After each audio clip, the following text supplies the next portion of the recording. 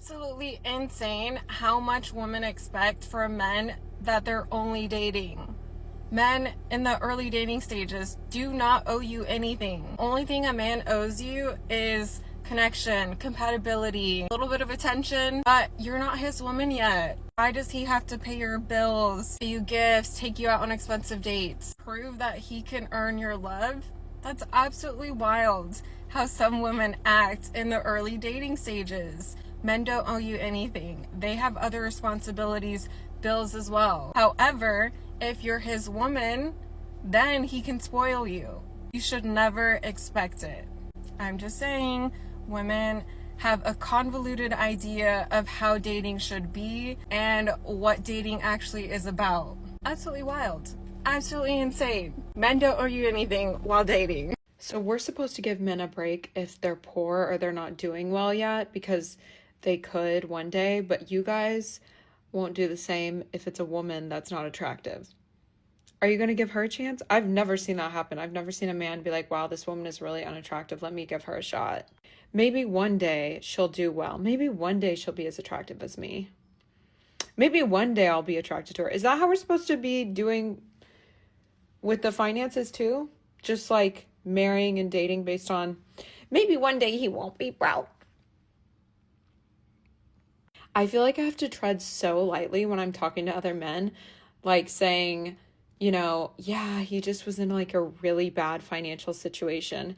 And they're just like, whoa, they just like come in like they need to go defend this guy. And it's like, why do I, as a grown woman with my finances in order, need to be giving another grown man a break on his finances? Bitch, you wouldn't be giving me a break if I was ugly. The fuck am I supposed to be giving you a break for? Yo, some women get on my fucking nerve. Like, they're over here fucking turning 40, telling me that, oh, I can't find a good man. And then they fucking talk to someone and they just stop talking to them. And I'm like, well, what the fuck happened? Oh, well, I asked him what he was doing and he told me he was eating chicken wings. Okay, and that was it. He was eating fucking chicken wings. You fucking stopped talking to him because he was eating fucking chicken wings? No, he should have, like, ate something healthier. Like, I want my guy to eat something healthy. The guy fucking wants chicken wings. You just stopped talking to a guy for eating fucking chicken wings. That's why you fucking 40 and single. Like, what do you mean? They ain't good guys. He's not a good guy because he eats fucking chicken wings? Get the fuck out of here. The biggest ick elicitor in dating is misogyny. So if women see any signs that there could be some hidden misogyny, for obvious reasons, disgust is a defensive emotion. It's evolved to help protect us from harm, but it's also predictive rather than just reactive. So we like to be able to make predictions about threats. It's how we keep ourselves safe. So misogyny, for obvious reasons, is a real red flag to a lot of women and produces the ick because it represents literally a threat to women. There is an obvious war on young men happening right now, and the objective of this war is to keep men and women divided so that we don't join together to create family units, because if there's one thing that the elites hate, it is a strong family unit. And if I'm being completely honest, I don't see this problem getting better until women, myself included, take responsibility for the hand that we've had in radicalizing men.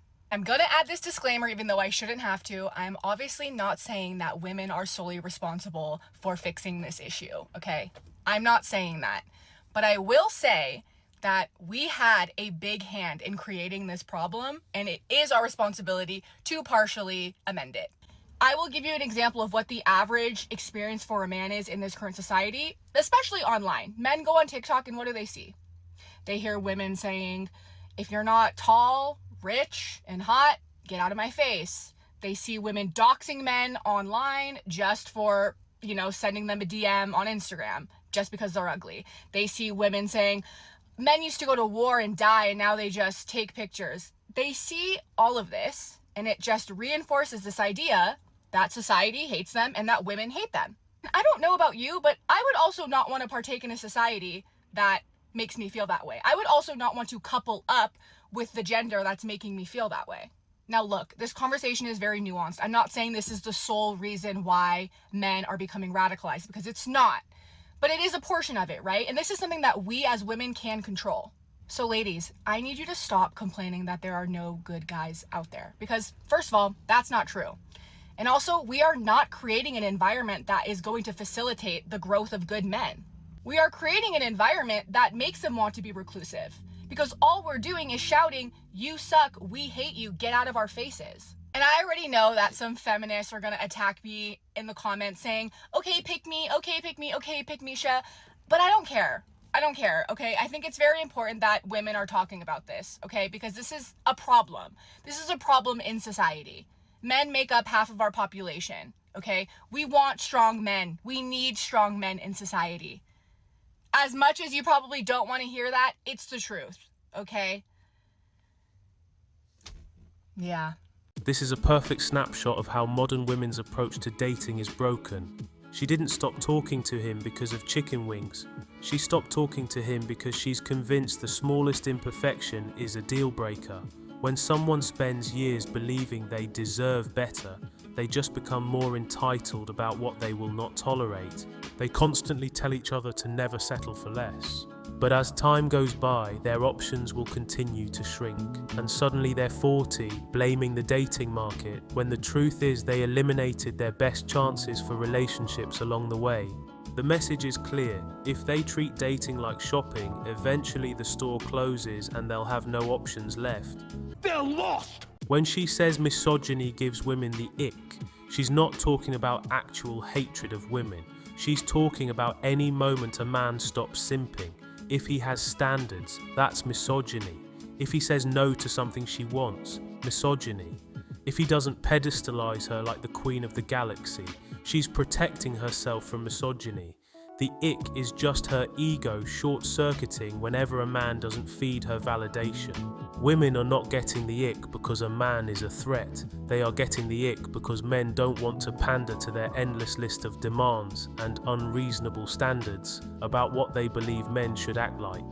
But men need to also remember one important thing. She's not worthy of your magnificence. When an entire generation of boys grows up hearing that masculinity is a problem, that male ambition is patriarchal, and that their presence is tolerated, they retreat. Not because they're weak, but because they were taught that participating makes them the villain. And here's the part many women avoid acknowledging. You cannot shame men into strength. You cannot insult men into ambition. You cannot belittle men into becoming the partners you claim to want. When women mock men for their height, their income, their hobbies, their attempts, men don't try harder, they opt out. A society that says men are the problem creates men who stop contributing to that society. And the irony is, the same women who cheered the downfall of masculinity are now wondering where all the good men went. They didn't disappear. They simply stopped showing up for a world that told them they were unwanted. We went our own way. Facts. She's comparing a man's bank account to her face like they're the same currency. A man can be broke at 25 and become wealthy at 35. He can grind, work, build, level up and reinvent himself. But a woman can't wake up at 35 and decide to be 22 again. There is no gym membership for youth, no hustle for fertility. So when she asks, why should I give a broke man a chance? The answer is simple, because he can change, and she can't. After she hits the wall, it's over. They brought their fates upon themselves. She's not his partner yet, she's a stranger he's getting to know. And yet so many women jump straight to provider mode expectations, as if affection must be purchased before it's even earned. If a woman expects investment before intimacy, trust or commitment, she doesn't want a partner, she wants a sponsor. And when expectation rises faster than emotional bond, relationships collapse before they even begin. Poor, deluded females. Real men of genius. Real